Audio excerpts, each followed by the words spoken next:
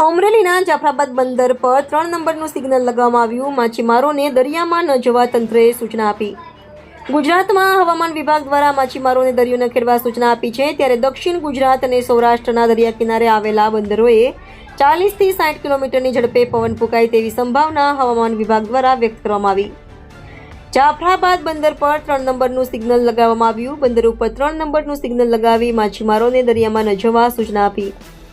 હાલમાં જાફરાબાદની તમામ બોટ બંદર કાંઠે લગાડી દેવામાં આવી. બંદર ખાતે સિગ્નલ નંબર 3 લગાવવામાં આવ્યું. જાફરાબાદના દરિયામાં ભારે મોટા મોજા ઉછળી રહ્યા છે. દરિયામાં કરંટ જોવા મળ્યો. હવામાન વિભાગ દ્વારા માછીમારોને દરિયો ન ખેડવા સૂચના આપવામાં આવી હોવાનું જાણવા મળ્યું.